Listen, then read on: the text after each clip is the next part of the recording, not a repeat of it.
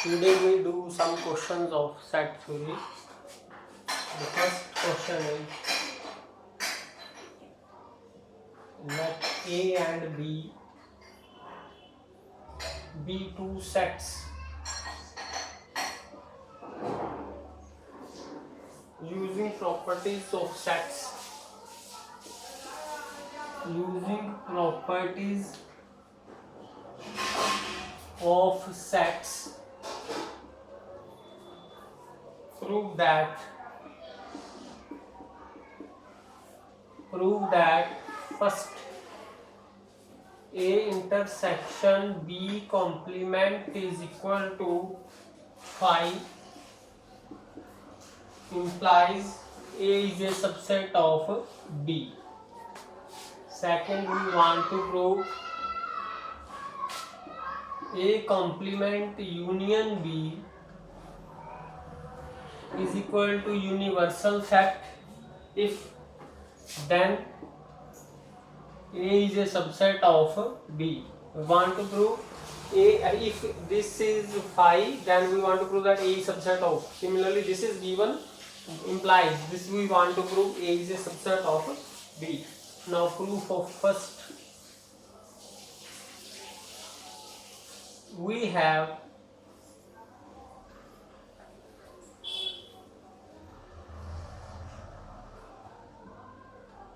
we know that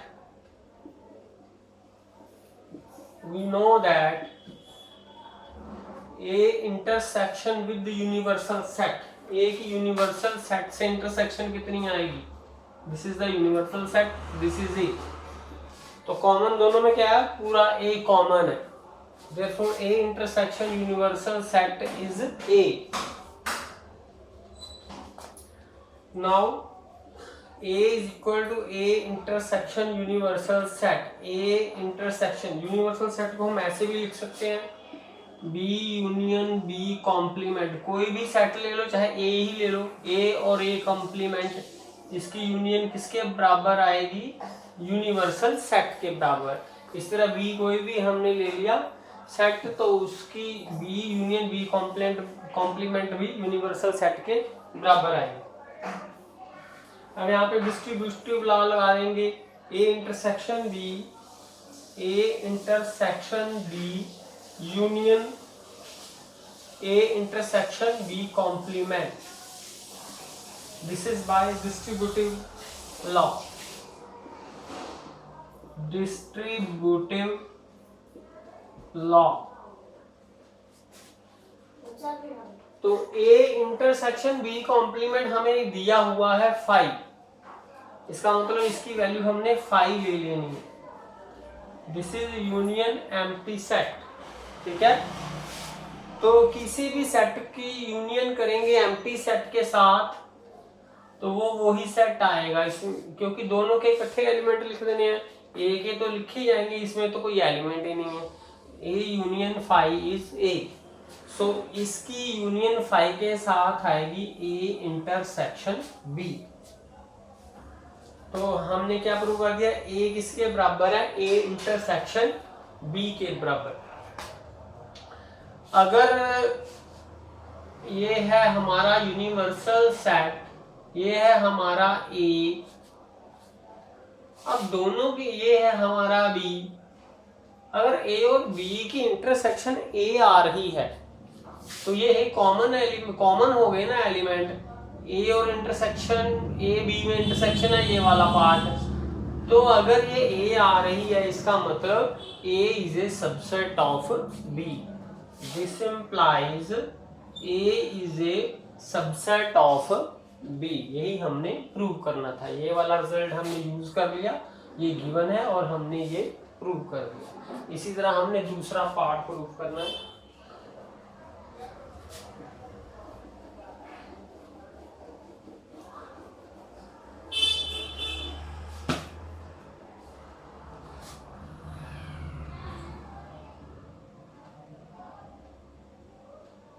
from first given that A intersection B complement अगर phi लें, तो A क्या होता है? सबसेट ऑफ B के बराबर होता है. ठीक है. तो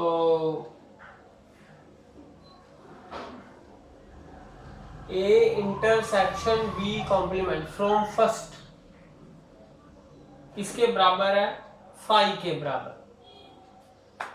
तो इसका कॉम्प्लीमेंट कर लेंगे,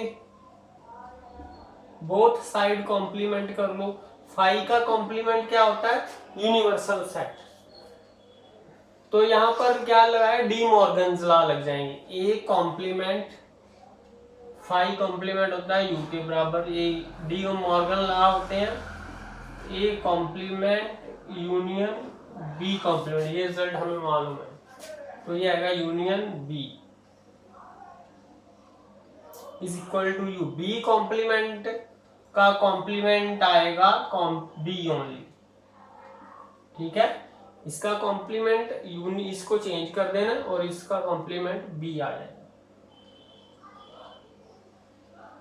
तो हमने ये प्रूव कर दिया, दिस इम्प्लाइज दिस, ये प्रूव कर दिया, दिस इम्प्लाइज दिस, ठीक है।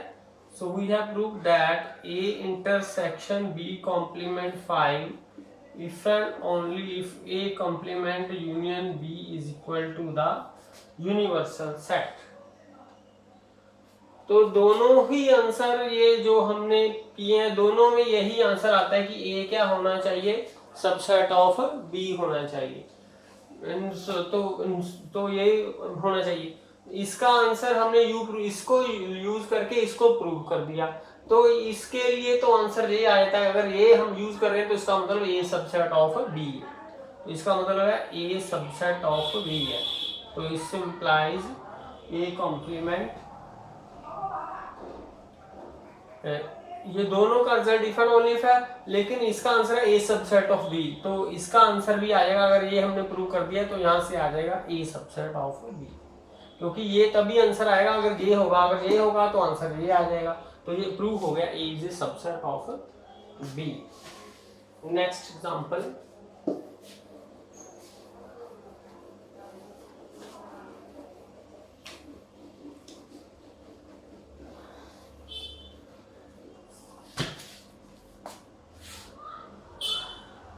next let A and B two sets, let A and B be two sets,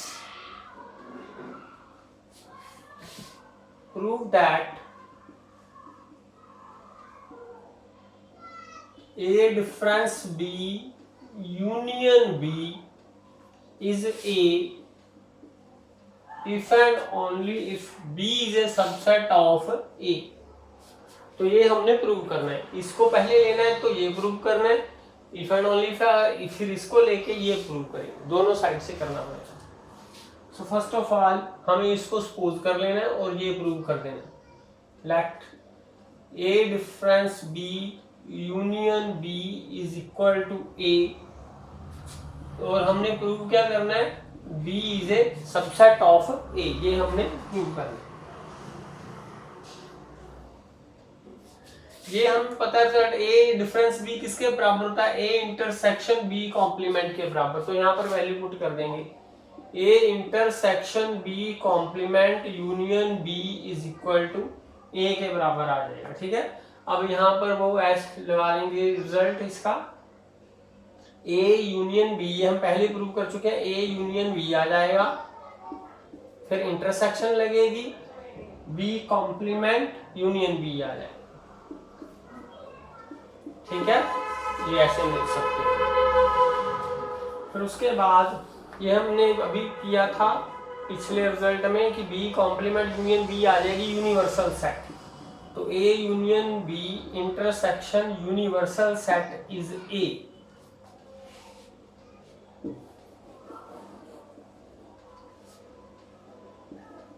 तो U के साथ किसी भी इंटरसेक्शन करेंगे, ये हमने पिछले क्वेश्चन में भी कहा था कि U के साथ किसी की भी इंटरसेक्शन करेंगे तो वो A ही आएगा, तो ये A यूनियन B ही आएगा, तो ये आ जाएगा A के बराबर, ठीक है।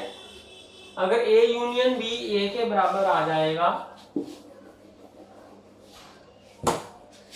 अगर A यूनियन B A के बराबर आता है, ये A है ये B है, अगर A यूनियन B का मतलब है कि दोनों के एलिमेंट इकट्ठे कर लेने हैं। अगर यूनियन ए के बराबर ही आ रहा है तो फिर नेचुरली बी क्या होगा, ए में कंटेन्ड होगा, क्योंकि बी के एलिमेंट सारे के सारे ए में है और दोनों के ए और ए यूनियन बी ए आ रहा है, तो इसका मतलब वो ए के बराबर, सॉरी बी ए में कंटेन्ड है। सो यहाँ से हमें प्रूव कर दिया कि B is contained in A. Now converse part करेंगे हम। कन्वर्सली में करेंगे, इसको ले लेंगे और इसको प्रूव कर देंगे। Let B is subset of A, we want to prove A difference B union B is equal to A. ये हमने इसके बराबर प्रूव करना है। इसको हमने ले लेना पहले।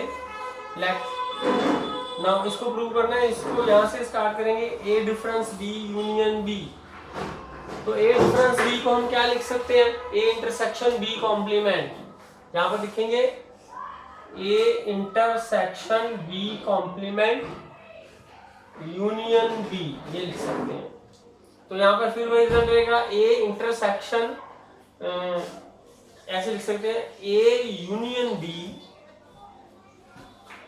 फिर इंटरसेक्शन लगेगा, फिर बी कॉम्प्लीमेंट यूनियन बी। ठीक है, ऐसे ही लिख सकते हैं।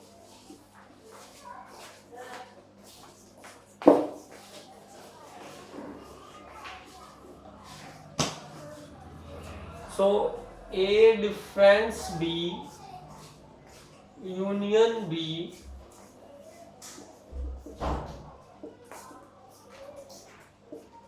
Is equal to A union B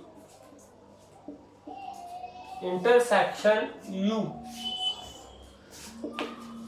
तो A union B,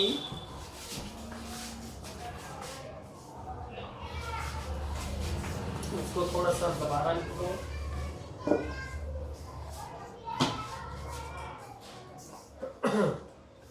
so A difference B union B is equal to A union B intersection U. अब यू के साथ किसी का भी इंटरसेक्शन करेंगे वही सेट आएगा ए यूनियन बी।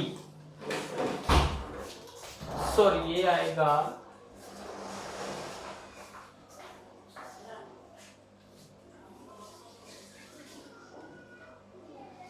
ए इंटरसेक्शन बी,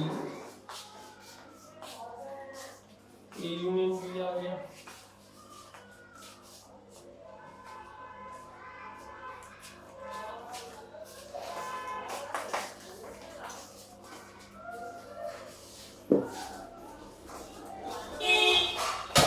इसको ऐसे लिखा, ये आ गया ए यूनियन बी के बराबर।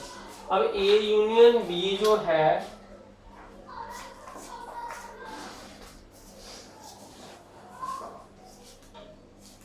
क्योंकि हमें गिवन है B is a subset of A, तो अगर बी सबसेट ऑफ ए है तो ए यूनियन बी किसके बराबर आ जाएगा, ए के बराबर आ जाएगा। तो इसका मतलब इसकी वैल्यू किसके बराबर आ गई, ए के बराबर आ गई। यही हमने प्रूव करना। This completes the proof.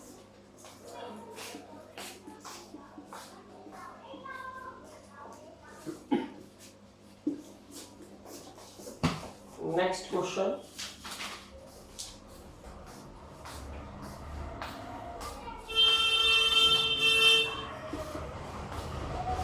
for sets A, B and C using properties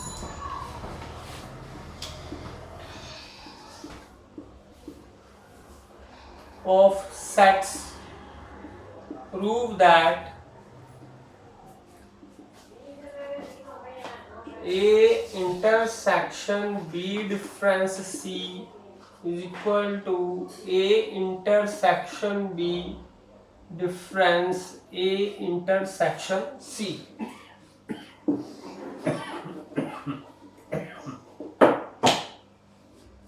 Proof.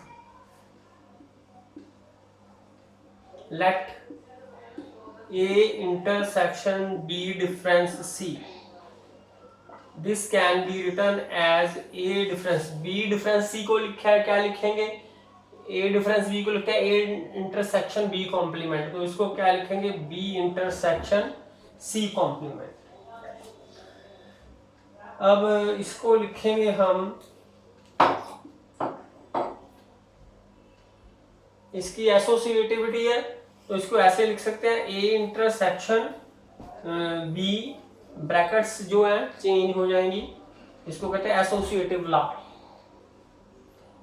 तो हमने क्या कर दिया, इसको ऐसे लिख दिया, इसके साथ एक यूनियन बना लिए, फाई के साथ कर दी, इसमें कोई फर्क नहीं पड़ेगा, इसको तो ये लिख लिया, पर इसका अगर यूनियन फाई के साथ करेंगे तो कोई भी फर्क नहीं पड़ेगा, एज इट इज यही सेट आएगा। अब नेक्स्ट है हमारे पास, फाई को आगे क्या लिख सकते हैं,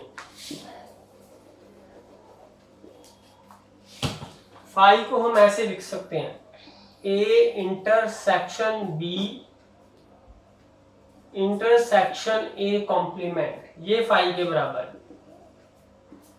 सो फाई के प्लेस के हमने ये वैल्यू पुट कर देंगे, ए इंटरसेक्शन बी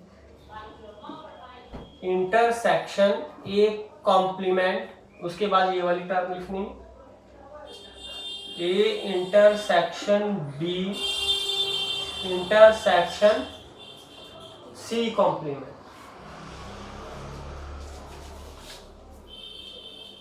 ये देखो आप,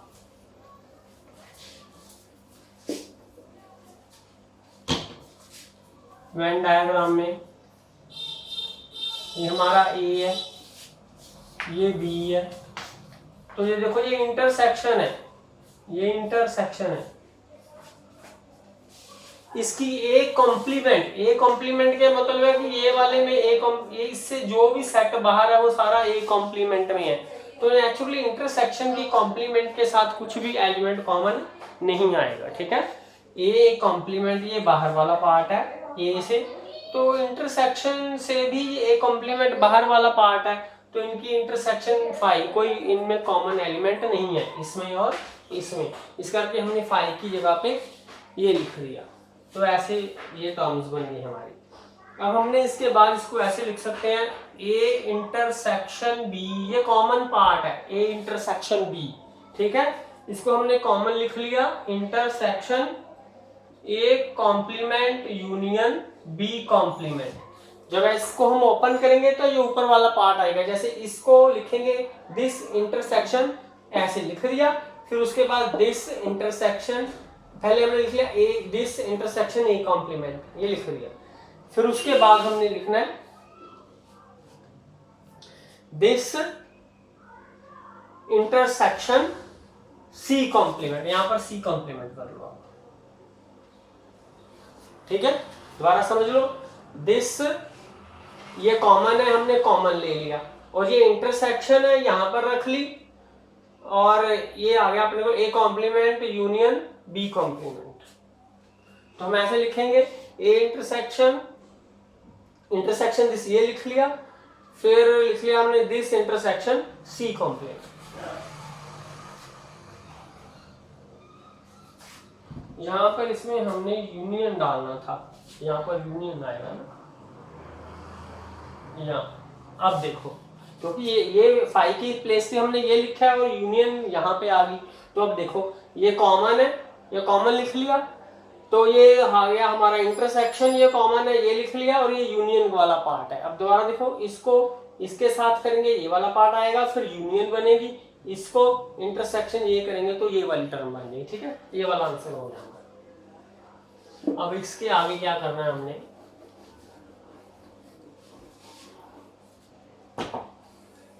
नेक्स्ट ये वाली टर्म ए इंटरसेक्शन बी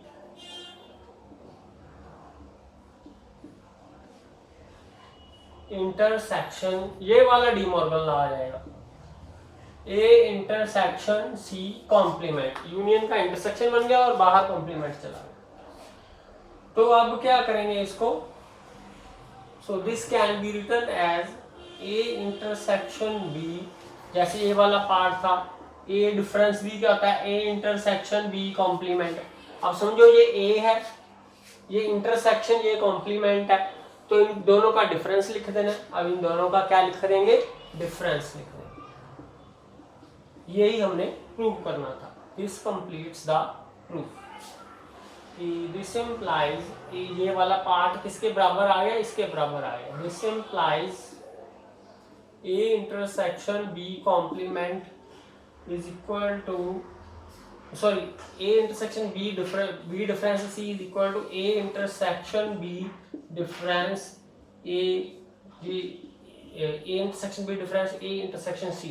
यही हमने प्रूव करना। Thank you.